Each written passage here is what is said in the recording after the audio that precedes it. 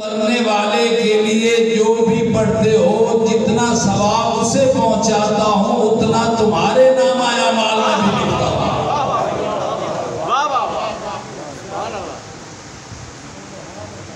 اور مرنے والے کے لیے مجلس سے امام حسین یا ذکر اہل بیت کی محفل سے پڑھ کے کوئی تحفہ نہیں ہو سکتا۔ اس کی دلیل یہ ہے کہ کسی معصوم نے نہیں فرمایا کہ تم نماز پڑھو ہم تمہاری نماز میں شامل ہوتے ہیں، نہیں فرمایا تم روزہ رکھو ہم بھی تمہارے ساتھ روزے میں شریک ہوتے ہیں، لیکن یہ ضرور فرمایا ہے کہ تم محمد و آل محمد کے ذکر کی محفل برپا کرو ہم 14 وہاں شریک ہوتے ہیں۔ اس لیے اس سے بڑھ کے مرنے والے کے لیے اور کوئی تحفہ میں تھوڑی سی علمی گفتگو کرنا چاہتا ہوں۔ وَكُلَّ شَيْءٍ أَحْصَيْنَاهُ فِي إِمَامٍ مُبِينٍ، اللہ فرماتا ہے اور ہم نے ہر شے رکھ دی ہے امام مبین میں، ہر شے احصاء کر دی ہے امام مبین میں، فی امام مبین۔ دیکھیں میرے کل جو ہے وہ میری طاقت کے مطابق ہے، میں کہوں کہ کل جو میرا سرمایہ ہے اتنا ہی ہوگا جتنی میری حیثیت ہے۔ کوئی بڑا بندہ کل کہے تو وہ کل اس کی حیثیت کا ہے، اسی طرح ایک مجتہد کل کہے تو وہ اس کی حیثیت کا ہے، لیکن اگر اللہ کہے کلو شے تو پھر اس کا مطلب ہے پیچھے کوئی چیز بچتی ہی نہیں ہے، جو کائنات ہے ساری کی بات ہو رہی ہے۔ وَكُلَّ شَيْءٍ، ہر وہ چیز جو اللہ نے شے بنائی ہے، جو اللہ نے خلق کیا ہے اس کا علم امام کو عطا کیا۔ دونوں باتیں ہو سکتی ہیں، جو چیز اللہ نے خلق کی ہے اس کا اختیار بھی امام کے پاس ہے، اس کا علم بھی امام کے پاس ہے، لیکن ہر شے اللہ کہہ رہے ہم نے امام مبین کو عطا کر دی ہے۔ اب اگر اولاد مانگنی ہے تو امام کے در پہ آؤ، علم کی خیرات مانگنی ہے تو امام کے در پہ آؤ، دولت چاہیے تو امام کے در پہ آؤ، عزت چاہیے تو امام کے در پہ آؤ، اور اگر آخرت میں جنت چاہیے تو بھی امام کے در پہ آؤ۔ ہر شے اللہ کہہ رہا ہے ہم نے امام کو عطا کر دی ہے، امام مبین کو عطا کر دی ہے۔ اب یہ نہ دیکھیں آپ کہ کثرت کس کے ساتھ ہے، اجماع کس کے ساتھ ہے، شورا کا فیصلہ کس کے ساتھ ہے، زیادہ اکثریت کسے مان رہی ہے، بلکہ یہ دیکھیں کہ پوچھ کون رہا ہے اور بتا کون رہا ہے۔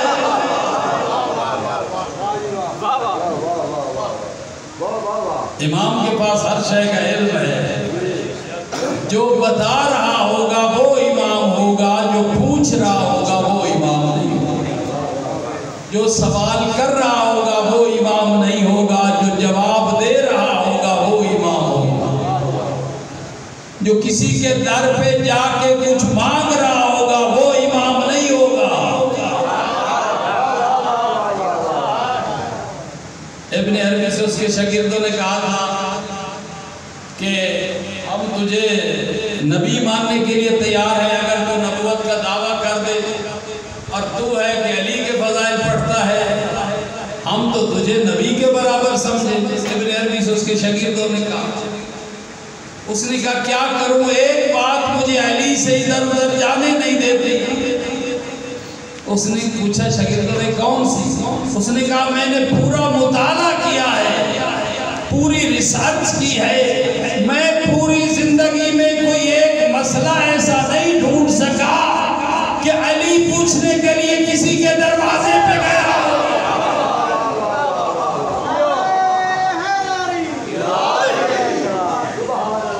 دنیا علی کے در پہ آتی نظر آئے گی،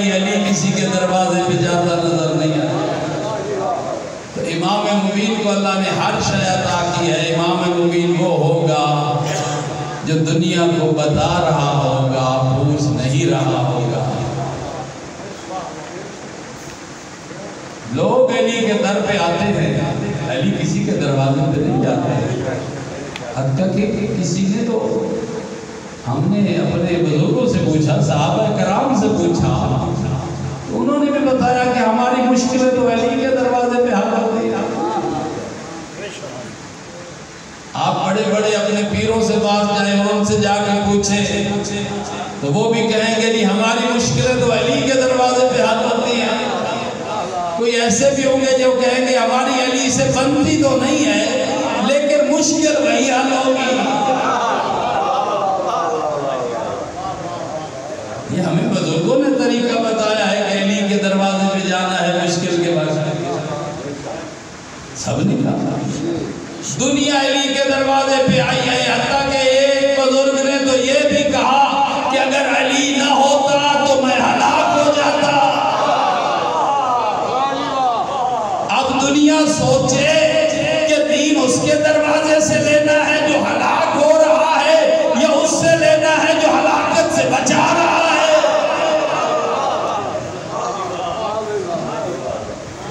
وَكُلَّ شَيْءٍ أَحْصَيْنَاهُ فِي إِمَامٍ مُبِينٍ، ہم نے ہر شے رکھ دی ہے امام مبین کے اختیار۔ ہر شے کے اختیار امام مبین کو حاصل ہے۔ یوم ندعو کل اناس بامامہم، ایک اور جگہ اللہ فرما رہا ہے ہم اس دن ہر شخص کو اس کے امام کے ساتھ اٹھائیں۔ دیکھیں ذرا توجہ کریں کہ ہر شخص امام کی ضرورت محسوس کرتا ہے، کیونکہ میں ایک ٹاپک پہ گفتگو کر رہا ہوں امام اور امامت کے حوالے سے، اور جنت قیامت میں امام کے ساتھ اٹھایا جانا ہے۔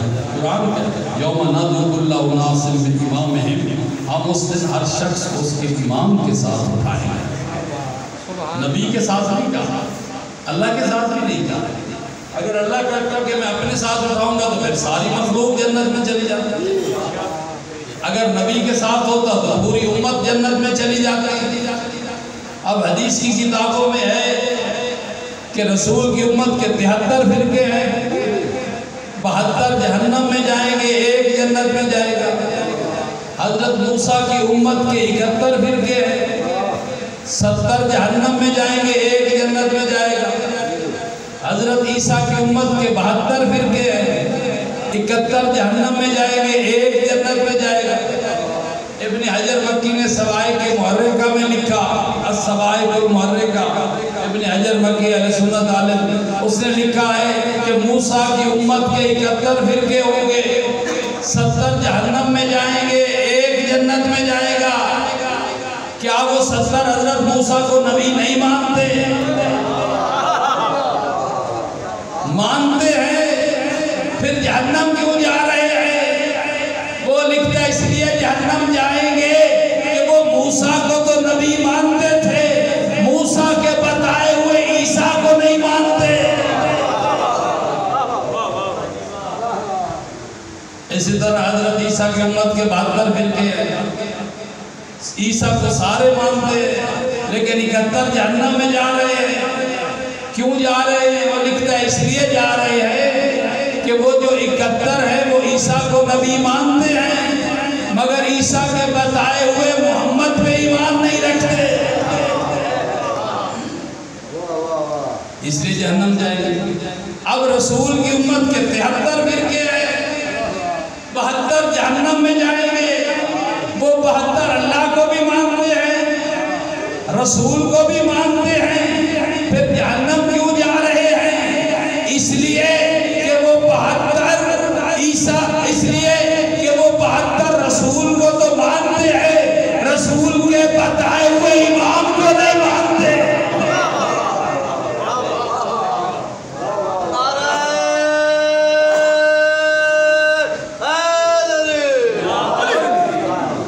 امام سب نے مانا، امامت کی ضرورت قبلہ سب نے محسوس کی ہے۔ جو امام نہیں بھی مانتا وہ بھی امام کو مانتا ہے۔ دلیل یہ ہے کہ جو اللہ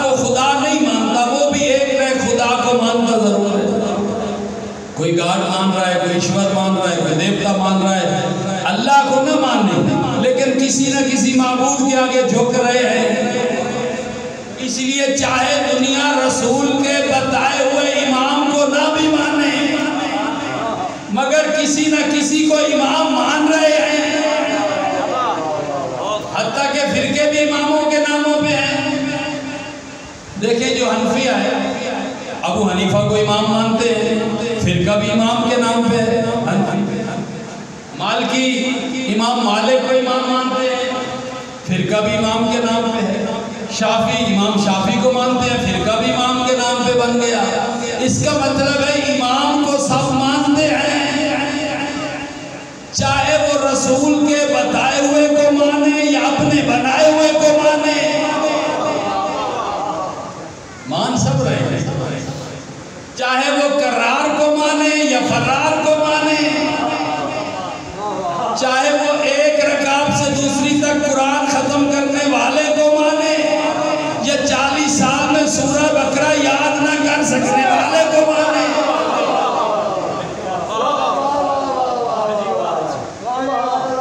امام سب مانتے ہیں، اور جو ہے نا امامت کی ضرورت سب محسوس کرتے ہیں۔ اب مرضی ہے کہ وہ کس کو مان رہے ہیں مگر امام سب مانتے ہیں۔ درود پڑھے مل کے بابا۔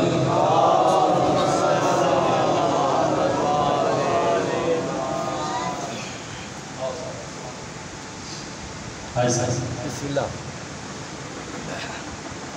گزارش کر رہا ہوں آپ کی امامت کی ضرورت سب محسوس کرتے ہیں، توجہ رہے۔ بسم اللہ بسم اللہ۔ اب یہ مرضی ہے کہ وہ اللہ کے بنائے ہوئے کو مانتے ہیں یا اپنی مرضی کا امام مانتے ہیں مگر مانتے سب ہیں، حتیٰ کہ فرقے بھی اماموں کے ناموں پہ ہیں۔ اب جو میں دلیل دینے لگا ہوں کوئی رد نہیں کر سکتا کہ امام سب مانتے ہیں مگر امامیہ صرف ہمیں کہا جاتا ہے۔ بھائی وہ بھی امام تو مانتے ہیں، امامیہ کہلوائیں، کیوں نہیں کہلواتے؟ حاجی صاحب یہ بھی بڑی بات ہے، لوگ ہمیں مومن کہتے ہیں۔ دیکھیں یہ جی فلاں پروفیسر آپ کا مومن بھائی ہے، فلاں پرنسپل آپ کا مومن بھائی ہے، فلاں محلے میں آپ کے 2 مومن بھائی رہتے ہیں، کچھ ہمارے اساتذہ کلیگ مذاق کرتے ہیں، یہ بھی آپ کا مومن بھائی ہے، فلاں بھی آپ کا مومن بھائی ہے، مذاق میں مومن کہتے ہیں۔ لیکن میں کہتا ہوں یا علی آپ کو ماننے کا لطف آ گیا کہ دنیا نے مذاق میں بھی ہمیں کہا کہ مومن کہا، منافق نہیں کہا۔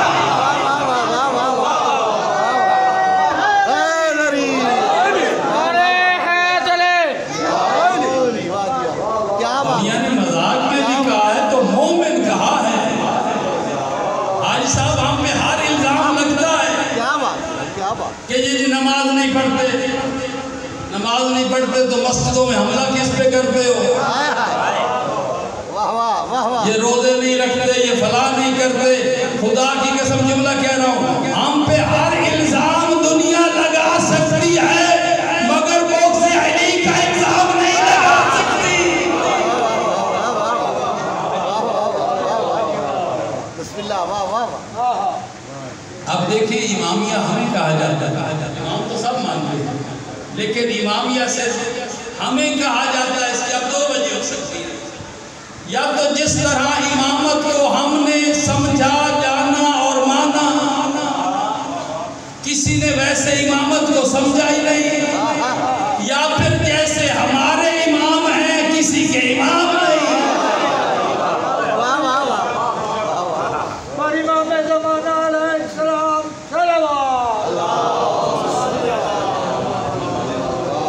اس لیے امام کی ضرورت سب محسوس کرتے ہیں، اور اللہ فرما رہا ہے یوم ندعو کل اناس بامامہم، اس دن ہم ہر شخص کو اس کے امام کے ساتھ اٹھائیں گے۔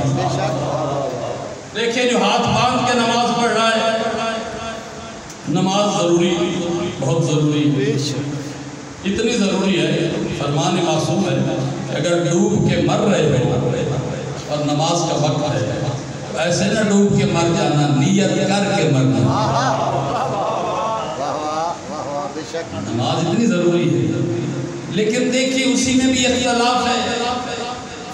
کوئی ہاتھ باندھ کے پڑھ رہا ہے، کوئی ہاتھ کھول کے پڑھ رہا ہے۔ اچھا جو باندھ کے پڑھ رہا ہے پھر ان میں اختلاف ہے کہ باندھا کہاں جائے۔ ذرا علمی گفتگو تھوڑی سی سنو۔ بسم اللہ بسم اللہ۔ اچھا فرضی وہ بھی نہیں کر رہے، جو ہاتھ یہاں باندھ رہا ہے اس سے پوچھا کیوں باندھ رہا ہے، اس نے کہا جی میرے امام نے ایسے بتایا ہے۔ جس نے یہاں باندھا تو اس نے کہا میرے امام نے ایسے کہا ہے۔ جو کھول کے پڑھ رہا اس نے کہا میرے امام نے ایسا کہا ہے۔ اب دنیا جتنے عمل کر رہی ہے مرضی سے نہیں کر رہی، ہر کوئی اپنے اپنے امام کے پیچھے چل رہا ہے۔ توجہ رہے، دیکھیں کوئی ریسرچ سے کوئی سنی شیعہ نہیں ہوتا، جو جس گھر میں پیدا ہو گیا وہی ہو گیا۔ اب کتنے لوگ بیٹھے ہیں جو کتابیں پڑھ کے مذہب اختیار کرتے، جن کو امام ابو حنیفہ جن کے امام ہے اس گھر میں پیدا ہو، اسی کو امام مان کے بیٹھے۔ اب دیکھیں کوئی جو عمل بھی کر رہا ہے وہ کہتا ہے میں نے اپنے امام سے ایسے سنا ہے اور اپنے اپنے امام کے مطابق عمل کر رہا ہے۔ اب جملہ کہہ رہا ہوں، اس بات پہ جھگڑا نہ کرے کہ نماز میں ہاتھ کہاں باندھے جائیں یا چھوڑے جائیں، اس پہ جھگڑا نہ کرے۔ نماز کس کی غلط ہے کس کی ٹھیک ہے، روزہ کس کا غلط ہے کس کا ٹھیک ہے، حج کس کی غلط ہے کس کی ٹھیک ہے، ہر کوئی اپنے امام کے پیچھے کھڑا ہے۔ اگر آپ نے جھگڑا کرنا ہے، دماغ لڑانا ہے تو اس بات پہ لڑائے کہ امام کس کا ٹھیک ہے۔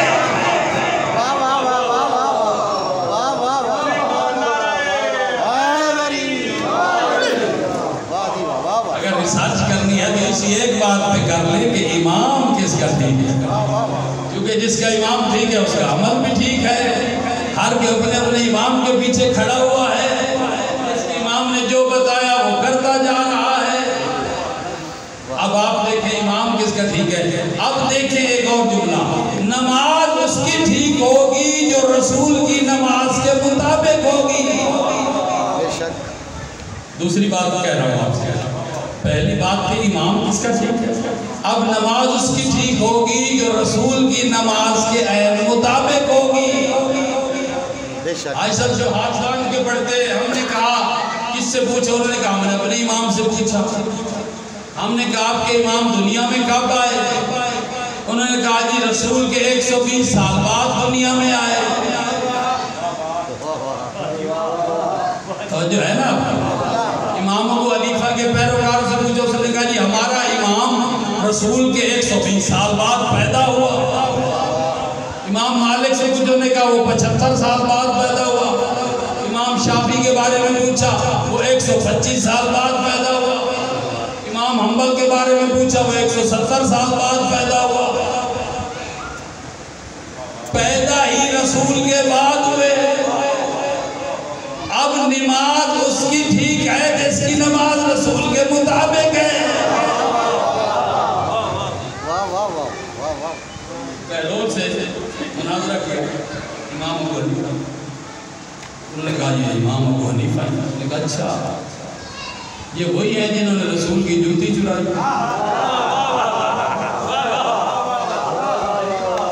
یہ لوگ بگڑ گئے، انہوں نے کہا واقعی تو بہلول پاگل ہے، یہ کوئی رسول کے دور میں تھا جس نے جوتی چرانی تھی۔ جھگڑا ہو رہا تھا نماز کہاں کیسے پڑھی جائے، اس نے کہا اس نے رسول کی جوتی چرائی۔ اس نے کہا میں کو رسول کے زمانے میں تھا جو مجھ پہ الزام لگا رہا ہے۔ اس نے کہا اچھا پھر وہ دوسرا ہوگا۔ اس نے کہا وہ بھی نہیں تھا۔ اس نے کہا جب رسول کے زمانے میں تھے ہی نہیں پھر تمہیں پتا کیا رسول نماز کیسے پڑھتے تھے۔ اب کس کی نماز رسول کے مطابق ہے؟ جب مولا علی خلافت پہ آئے، خلافت بلکہ چل کے علی کے دروازے پہ آئے، لوگ تنگ ہو گئے اور علی کے پاس آئے کہ اسے سنبھالیے۔ علی منبر پہ آئے، کیونکہ رسول کا جو ممبر تھا وہ یمن سے ایک آدمی نے بنوا کے دیا تھا، لکڑی کا بنا، اس کے 3 سٹیپس تھی، چوتھی پہ رسول بیٹھے اوپر۔ تو جب پہلے صحابی خلیفہ بنے انہوں نے پہلا سٹیپ چھوڑ دیا کہ اس پہ رسول بیٹھے، نیچے بیٹھے۔ جب دوسرے آئے انہوں نے وہ بھی چھوڑا، رسول والا اور پہلے خلیفے والا دوسرے پہ۔ جب تیسرے خلیفہ آئے تو آخری سٹیپ پہ بیٹھ رہے تھے۔ اب دنیا حیران تھی کہ علی کہاں بیٹھے گا، سٹیپ تو ختم ہو گئے۔ سب نے احترام کیا اور ایک سٹیپ چھوڑتے گئے۔ جب دنیا علی کے پاس آئی اور علی گھر سے برآمد ہوئے، پہلا دن خلافت کا، مسجد میں تشریف لائے، لوگ حیران تھے کہ سٹیپ ختم ہو گئے، علی زمین پہ ہمارے ساتھ بیٹھیں گے۔ علی نے اپنا پاؤں پہلے سٹیپ پہ رکھا، پھر دوسرا قدم دوسرے سٹیپ پہ رکھا، پھر تیسرا قدم تیسرے سٹیپ پہ رکھا، اور وہیں جا کے بیٹھے جہاں محمد بیٹھے تھے۔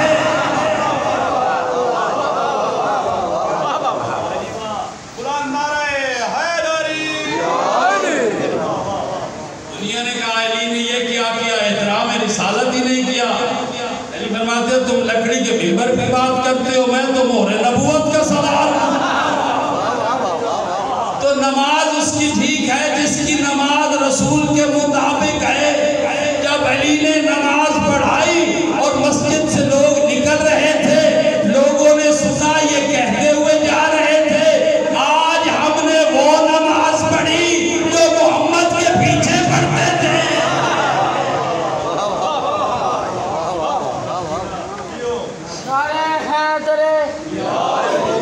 اب رہی یہ بات کہ ہر شخص اپنے اپنے امام کے پیچھے ہے۔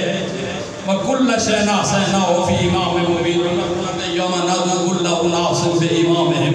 ہر شخص کو اس کے امام کے ساتھ ہوتا ہے، جدھر امام جائے گا ادھر۔ ہم نے پوچھا ایک بھائی سے کیا آپ کے امام جنت میں جائیں گے؟ انہوں نے کہا میں اپنے امام سے پوچھتا ہوں۔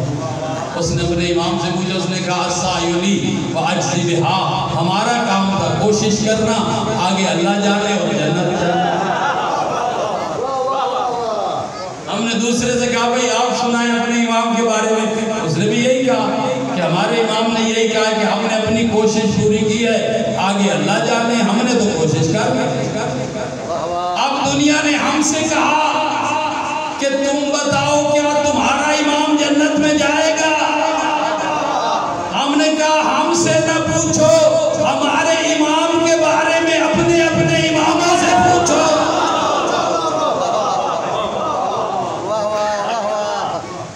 انہوں نے امام شافعی سے پوچھا، اس نے کہا علی حبہ جنہ قسیم النار والجنہ وسیع المصطفیٰ حقا امام الانس والجنہ۔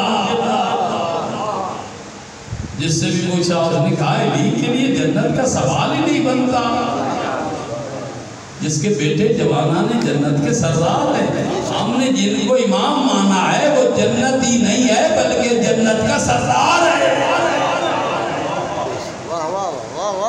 اب امام سے مانا جائے جہاں ہو جائے۔ ساتھ آج صاحب آپ جاتے ہیں مریدوں کے پاس گئے، ساتھ ان کے خلیفہ یا کوئی اور بھی تھا، یہ قلیم قیمتی قالین پہ جو تو سمے چڑھتے گئے، پیچھے جو ساتھ تھا وہ بھی چڑھتا گیا۔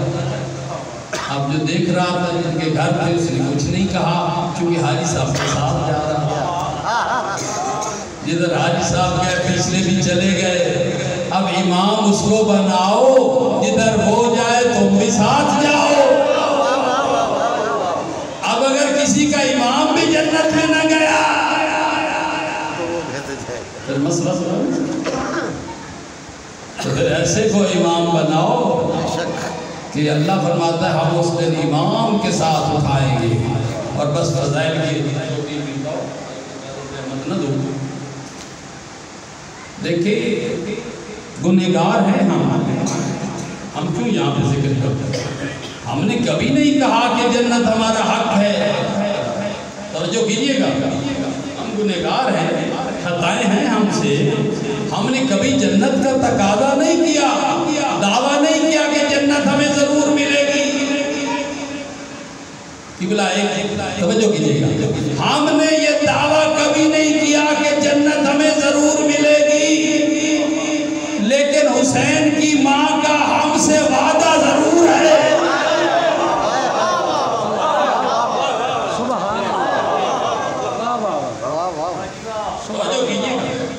ہمیں کون سا ایسا فخر ہے کہ ہم اہل بیت کو مان کے کیوں اتنے خوش ہیں؟ ہم گنہگار ہیں، جنت کا ہم نے دعویٰ نہیں کیا، بی بی نے ہم سے وعدہ کیا ہے۔ دنیا میں کہتے ہیں اپنے ممبروں پہ آتے اور جنت بانٹ کے چلے جاتے ہیں۔ بھائی جنت کے مالوں کا ذکر ہے، یہاں سے جنت نہیں ملے گی تو جہنم ملے گی، جنت پھر ملے گی کہاں سے؟ یہ نہیں گنہگار ہے، اور گنہگار کیسے جنت میں جا سکتا ہے؟ توجہ کیجئے گا، اگر جنت کا ہم نے دعویٰ کیا ہے تو ہمیں گناہوں کا تانا دو، اور اگر بی بی نے وعدہ کیا ہے تو ہمت ہے تو بی بی کے اختیار میں بات کرو۔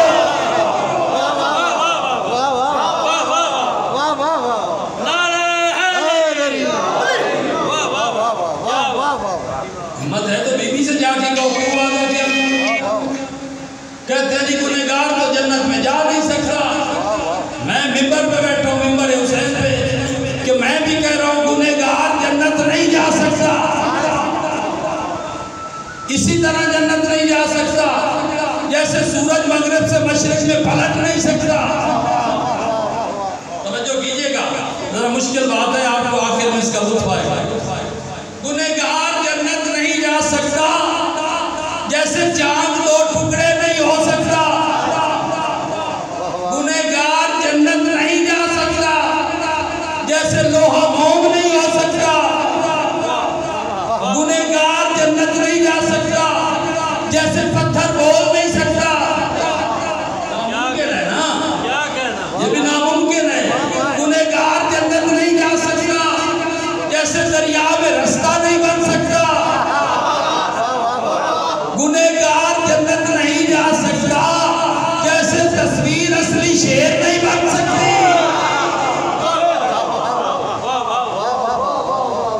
ناممکن بات ہے نا، کیسے بنے؟ بھائی گنہگار جنت نہیں جا سکتا، ناممکن ہے۔ اسی طرح ناممکن ہے جیسے درخت چل کے نہیں آ سکتا، لوہا موم نہیں ہو سکتا، لوہے میں یہ صلاحیت نہیں ہے کہ موم ہو جائے، لیکن اگر حضرت داؤد چاہیں تو موم کر دیں۔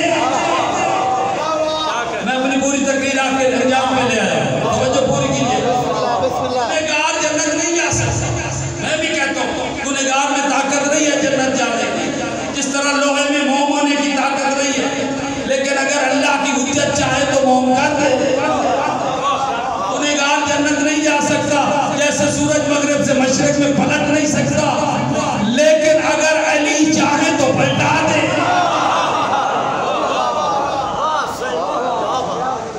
چاند دو ٹکڑے نہیں ہو سکتا، لیکن اگر رسول چاہے تو انگلی سے ٹکڑے کر دے۔ گنہگار جنت نہیں جا سکتا، یہ گنہگار میں طاقت نہیں ہے جیسے تصویر شیر نہیں بن سکتی۔ ہاں تصویر میں صلاحیت نہیں ہے شیر بننے کی، لیکن اگر امام رضا چاہے تو بنا دے۔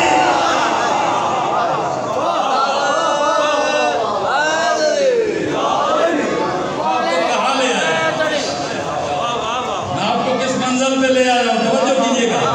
گنہگار میں طاقت نہیں ہے، نہ ہمارا دعویٰ ہے جنت کا، لیکن اللہ کی حجت چاہے تو درخت کو اشارہ کرے وہ چلتا ہے، دریا کو اشارہ کرے رستہ بن جائے۔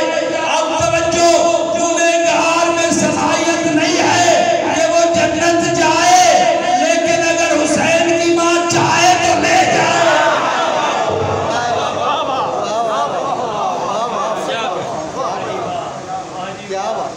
گنہگار میں طاقت نہیں ہے، لیکن جن نے ہم سے وعدہ کیا ہمیں ان کا آسرا تھا، ہم نے امام بھی ان کو مانا ہے۔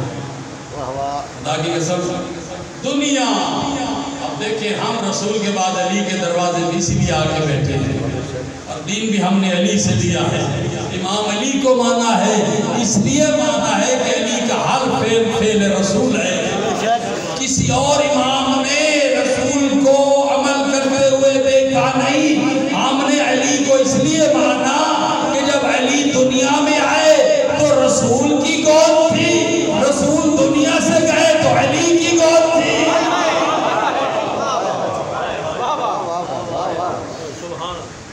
ہمیں ان کا آسرا ضرور ہے، ان کو ماننے کا یہ فائدہ ضرور ہے۔ خدا کی قسم جن کے دل میں علی کی محبت ہے، جب بروز محشر ہوگا اللہ ہر بندے کو اجازت دے گا کہ ایک آواز لگا، وہ کہے گا انا فلاں ابن فلاں، میں فلاں ہوں، فلاں کا بیٹا ہوں، فلاں جگہ کا رہنے والا ہوں۔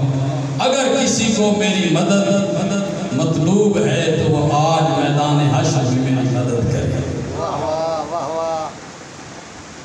ہر بندے کو اپنی پڑی ہوگی، کون وہاں کا، لیکن اللہ ہر ایک کو ایک اجازت دے گا۔ پھر نہ کہنا کہ اللہ نے ہمیں موقع نہیں دیا۔ آج آواز لگا لے میدان محشر میں، کوئی تیری مدد کے لیے تیار ہے تو آ جائے۔ کہتے ہیں کوئی آواز نہیں آئے گی، مایوس ہو کے دوزخ کی طرف فرشتے لے کے جا رہے ہوں گے، ایک محشر سے آواز ابھرے گی، یا ایھا المظلوم فی محبتی، او میری محبت میں دنیا میں لوگوں کے تانے سہنے والے علی جو حاضر ہے۔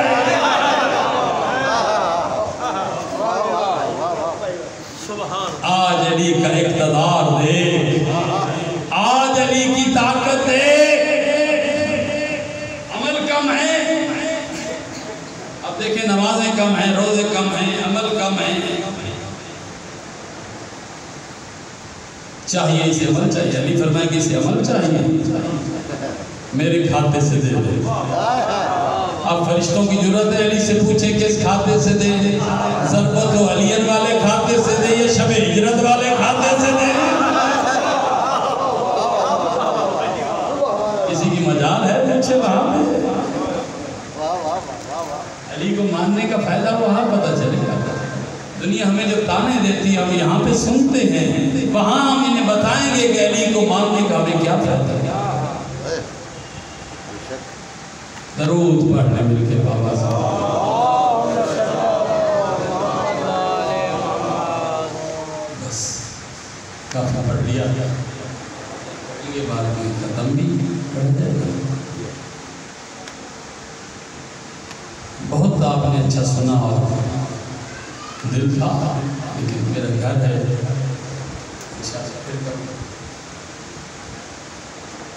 جو بھی شام سے آئی ہے وہ فضائل سننے کی، اس سے مقصد یہ اپنے بھائی کے رونے سے ہے۔ جس نے عصر عاشور کو حسین کی لاش پہ کھڑے ہو کے کہا تھا حسین گواہ رہنا مجھے تیری لاش پہ کسی نے رونے نہیں دیا، آج زینب کربلا سے رونے کی حسرت لے کے جا رہی ہے۔ ایسے حسین کی لاش کی طرف اشارہ کر کے کہا حسین تیرا جہاد ختم، اب بہن کا جہاد شروع ہو رہا ہے، لیکن حسین مجھ سے وعدہ کر جب تو ذبح ہوتا رہا میں سامنے کھڑے ہو کے دیکھتی رہی، تو بھی وعدہ کر جب کب میں دربار میں خطبے دوں گی تو آنکھوں کو بند نہیں کرنا۔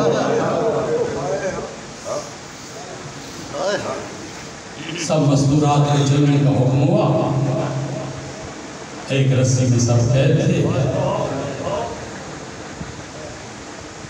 حسب دستور 13 محرم کی رات کو قافلے نے ابن زیاد کے دربار میں پہنچنا تھا۔ ان کمینوں نے اتنا اونٹوں کو تیز دوڑایا، قافلہ ایک رات پہلے پہنچ گیا۔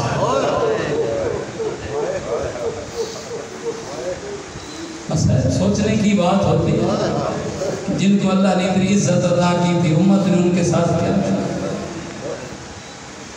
ایک رات پہلے قافلہ پہنچ گیا، ابن زیاد ملعون اپنے بستر پہ سو رہا تھا، لوگوں نے بتایا کہ سادات کا قافلہ آ گیا ہے۔ لوگ ہمیں کہتے ہیں روتے کیوں ہیں، ہم اب بھی نہ روئیں۔ وہ کمینہ ساری رات اپنے بستر پہ آرام سے سوتا رہا اور رسول کی بیٹیاں دروازے پہ صبح کا انتظار دیکھتی رہی، ساری رات دروازے پہ کھڑی رہی صبح کے انتظار میں۔ جب یہ قافلہ آگے چلا، حسین کی 4 سالہ بیٹی بابا کو یاد کر کے روتی تھی۔ ملون نے زور سے بی بی کو تماچا مارا، گر گئی۔ قافلہ تھوڑا آگے چلا، جناب زینب نے دیکھا، کہا سجاد حسین کی بیٹی قافلے میں نہیں ہے۔ ہم لٹ گئے۔ بی بی پیچھے واپس پلٹی، تھوڑی دور پیچھے گئی، دیکھا ایک پردہ دار بی بی تھی جس نے جناب سکینہ کو گود میں بٹھایا ہوا تھا، پیار کر رہی تھی۔ پوچھا کون ہے مجھ پہ احسان کرنے والی پردیس میں؟ کہا زینب اتنی غریب ہو گئی اپنی ماں زہرا کو بھی نہیں پہچانا۔ میں کبھی حسین کے گھوڑے کے ساتھ، کبھی تیرے محمل کے ساتھ سفر کر رہی ہوں۔ بس یہ قافلہ جب بازار میں پہنچا، آخری بات سنیں، بازار میں پہنچا، ایک عورت نے بی بی کو ایک چادر بھیجی۔ بی بی نے پوچھا کون ہے پردیس میں ہم پہ احسان کرتی؟ کسی نے ہمیں پتھر مارے، کسی نے گرم پانی ہم پہ پھینکا، اور تو ہے ہمیں چادر بھیج رہی ہے؟ کہتی ہے وہ میری مالکن کھڑی ہے کوٹھے کی چھت پہ، اس نے چادر بھیجی ہے۔ بی بی نے کہا اسے بلا کے میرے پاس لے، اسے بلا کے لائی۔ بی بی نے پوچھا مجھے کیوں چادر دے رہی ہے؟ کہتی ہے کہ دن میں مدینہ کے ایک یہودی کی بیٹی تھی، میں نے رسول کی بیٹی کے ہاتھ پہ کلمہ پڑھا تھا، مجھے بی بی نے قرآن کی تعلیم دی تھی۔ جب میں بی بی کو تحفے میں چادر دینے کے لیے گئی تو مجھے بی بی نے کہا اسے اپنے پاس سنبھال کے رکھ لے، تیری شادی ہوگی کوفہ میں، اور جب کبھی تیرے گھر کے سامنے سے کوئی قافلہ گزرے اور ان میں ننگے سر بیویاں تو یہ چادر ان میں جو بڑی بیوی ہو اسے کہتی ہے میں تو بی بی کا حکم مان کے چادر دے رہی ہوں۔ بی بی نے فرمایا پھر مانگ صلہ کیا چاہتی ہے؟ کہتی ہے آپ کہہ دیے مجھے کیا دیں گے؟ بی بی فرماتی ہے مجھے مجبور نہ سمجھ، مانگ چاہتی کیا ہے؟ کہتی ہے جب میں مدینہ میں رہتی تھی حسین اور زینب چھوٹے چھوٹے ہوتے، میرے شوہر نے مجھے اجازت دی ہے کہ تجھے جمعے والے دن مدینہ لے جاؤں گا، بس تو کہہ دے میرے لیے دعا کر دے، جب میں مدینہ جاؤں تو مجھے حسین اور زینب کی زیارت ہو جائے۔ بی بی نے مشکل سے سر کے بال ہٹائے، کہا مجھے غور